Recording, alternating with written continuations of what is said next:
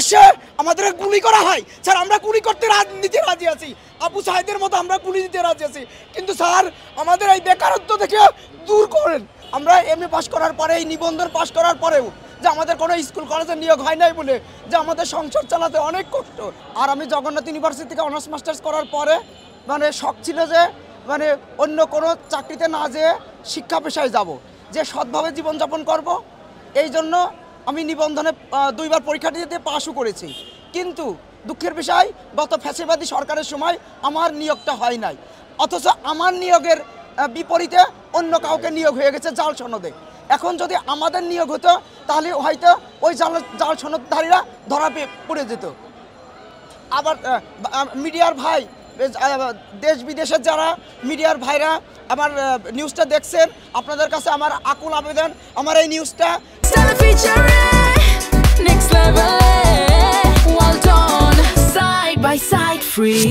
মাননীয় প্রধান উপদেষ্টা বরাবর এবং বাংলাদেশের শিক্ষাক্ষেত্রে যারা অবদান রাখছেন তাদের কাছে আমার নিউজটা প্রচার করবেন। আসলে ভাইয়া আমরা খুব কষ্টে আছি জানেন, যে আমরা এমএ পাস করার পরে, এই নিবন্ধন পাস করার পরেও যে আমাদের কোনো স্কুল কলেজে নিয়োগ হয় নাই বলে যে আমাদের সংসার চালাতে অনেক কষ্ট। এমন আছে যে আপনারা জানবেন বাংলাদেশের বাস্তব অবস্থা, যারা হচ্ছে যে বিভিন্ন প্রতিষ্ঠানে ঢুকে আছে, তারা দেখা যাচ্ছে একটা বাচ্চাকে পড়াচ্ছে, না পড়লে তার মার্কস কেটে নিচ্ছে। এই জন্য অনেক অভিভাবক মানে কষ্ট করে হলেও তাদের কাছে পড়াতে বাধ্য, মানে জিম্মি হয়ে আছে। কিন্তু আমরা যারা নিবন্ধনে পাশ করেছি, পড়ালেখা করেছি, আমাদের কোনো মানে প্রতিষ্ঠানে ঢোকার হয় নাই বলে আমরা যে এক জায়গায় টিউশনই করবো, আমাদের সেই সুযোগও কম, যে এখানে ওনাদের মানে এটা কমায় দেওয়া হচ্ছে মূল্যটা।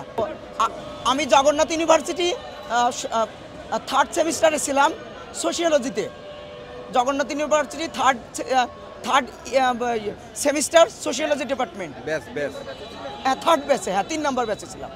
তা এখন মাননীয় শিক্ষা উপদেষ্টা আপনি বা মাননীয় প্রধান উপদেষ্টা, আপনার কাছে আমার বিনীত অনুরোধ যে আমি বাংলাদেশের মানে সকল শিক্ষকদের পক্ষ থেকে বলছি যে যারা আমাদের 1 থেকে 12তম নিবন্ধনকারী ভাই বোন রয়েছেন, আমরা আসলে অনেক কষ্ট করছি।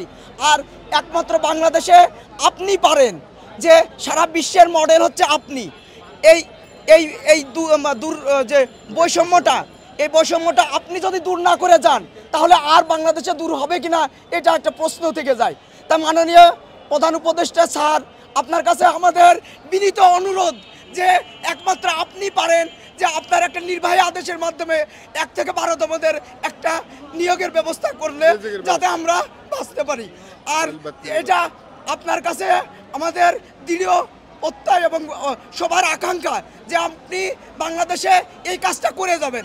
যদি যে আপনি নোবেল বিজয় করেছেন, যে শান্তিতে নোবেল বিজয়, যে সারা বিশ্ব আপনাকে স্মরণ করে, যে আমরা সারা জীবন যে আপনার কথা মনে রাখবো এবং আমাদের পরিবার পরিজন নিয়ে আপনার জন্য দোয়া করতে থাকবো।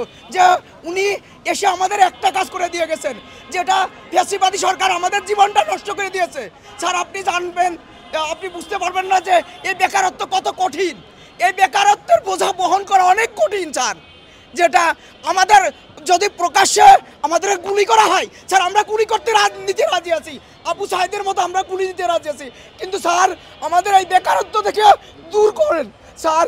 এটা একমাত্র আপনার এই নির্বাহী আদেশের মাধ্যমে স্যার, এটা